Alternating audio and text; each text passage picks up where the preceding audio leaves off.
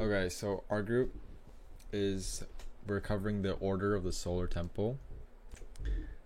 So the Order of the Solar Temple, or OST, was founded in Geneva, Switzerland, in 1984 by a homeopathic physician called Luc Juret, and they set up places of worship in Switzerland and Canada.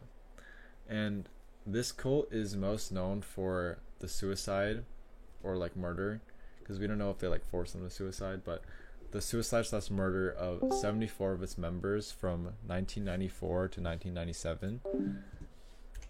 Um, so to kind of cover that part at the very end of the previous slide, basically one of like the teachings of OST was that there was going to be a worldwide catastrophe that would occur in the mid 1990s, and they thought that they needed to like ascend to like a higher plane before this catastrophe ended. So they were like, let's just all commit suicide and go to the higher plane.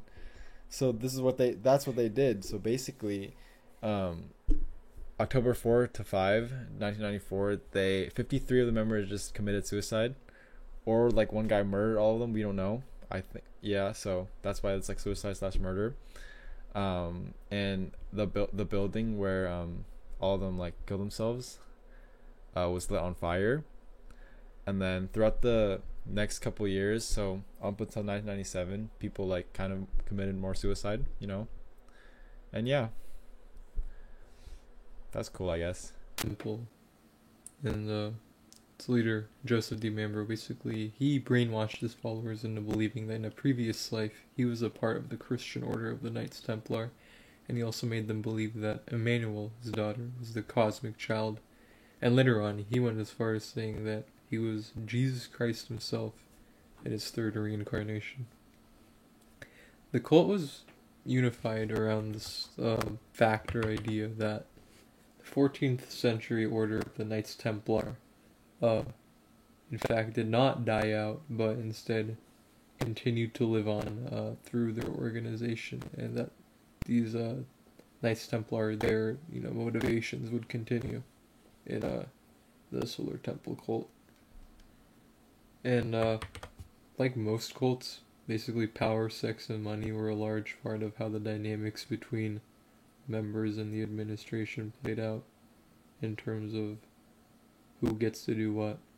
And basically there's this other administrative group called the Synarchy of the Temple, which was the cult's main authority.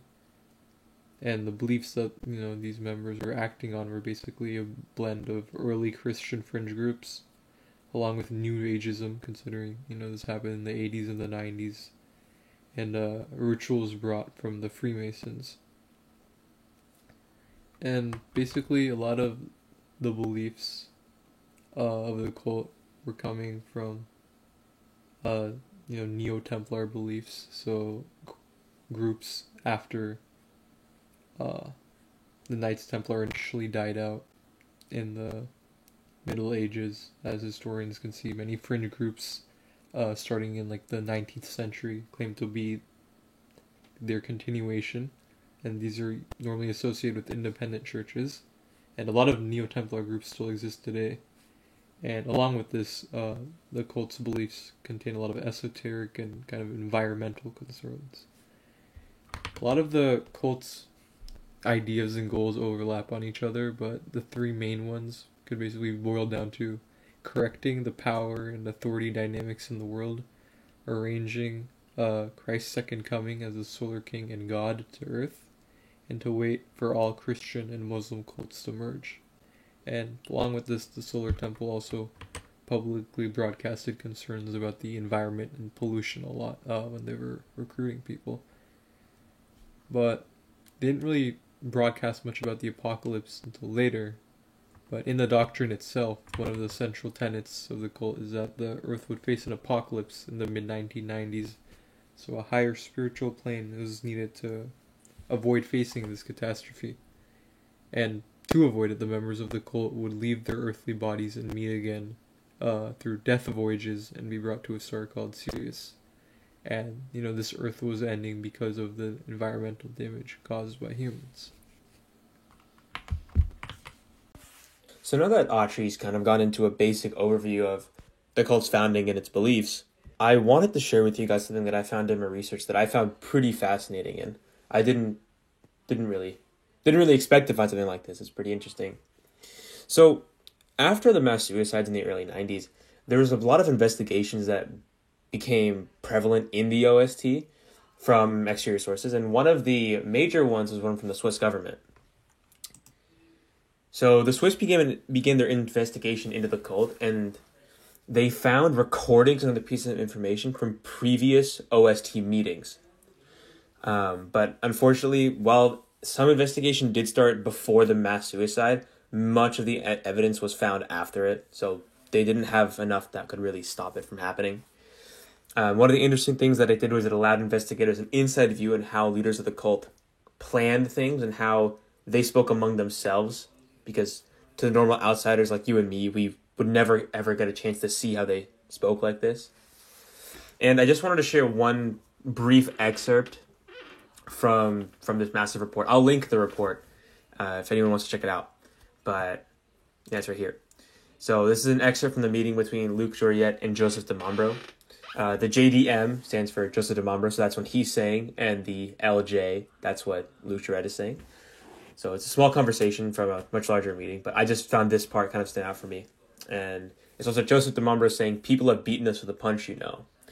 And then Joliet responds, "Well, yeah, Waco beat us with a punch." And then Joseph de Mombro goes back and says, "In my opinion, we should have gone 6 months before them. What we'll do will be even more spectacular."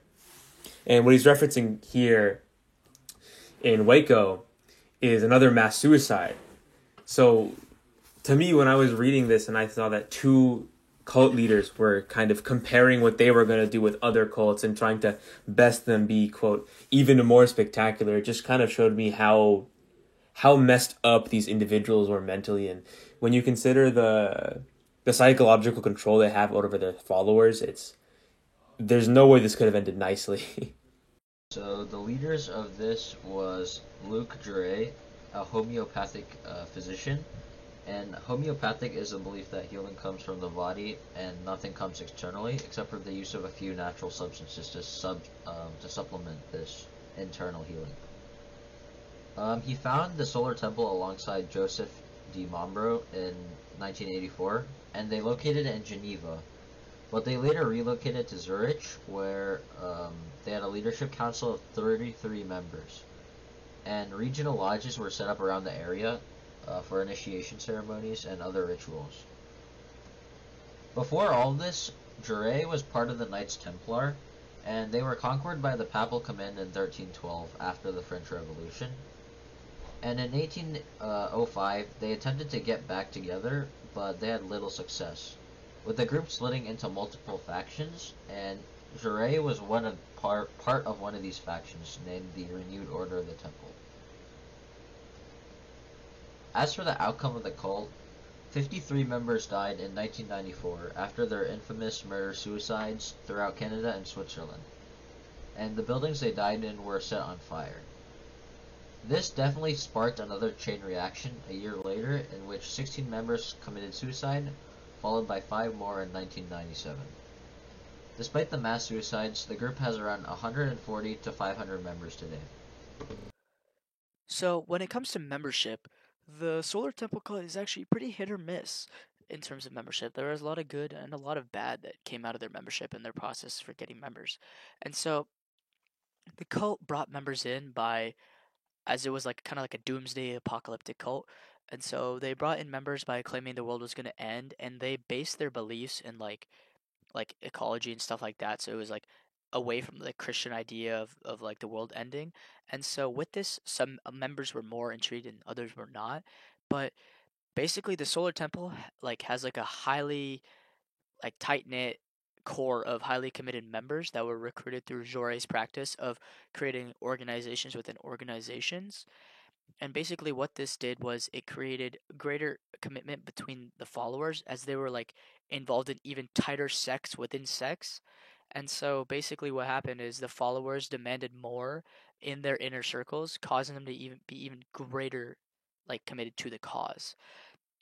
And so both the belief in like themselves and the structure of the organization kind of nested within like each other, and the principle for like reason is what gave them appeal. And so a lot of the members believed that only they and they alone knew like the true nature of reality, and they were the only ones that like, believed the world was going to end and know the truth about the foreseeable future. And this is kind of what gave the cult like an appeal, as it was, since it was based in ecology and stuff like that, it's like can be seen as logical, and that's what gave the cult an appeal. But it's also why the cult never really had that great amount of membership, as it was a doomsday cult, and it was kind of split up so that you had to either be very committed or just not a member of the cult. And sect members also kind of viewed themselves as elite, as they believe like after the apocalyptic or catastrophe event that they would enjoy and rule in like the perfect new existence that they predicted. And so this elitist viewpoint is also what caused issues between members of the cult and like ordinary members of the world, as basically what happened was it was kind of like factionalism, where the really committed members of the cult were kind of separated from those who were not committed, which kind of led to the cult falling apart. And so basically in 1989, the cult reached a peak of 442 members, but soon after, a lot of members demanded that they leave, as the cult's ideals were just not with them anymore, and they really just didn't feel like being a part of the cult. And along with this, the members of the cult also demanded that they get their money back, and like all their donations and everything be sent back to them. And this kind of just ruined the cult even more and eventually led into the mass suicide.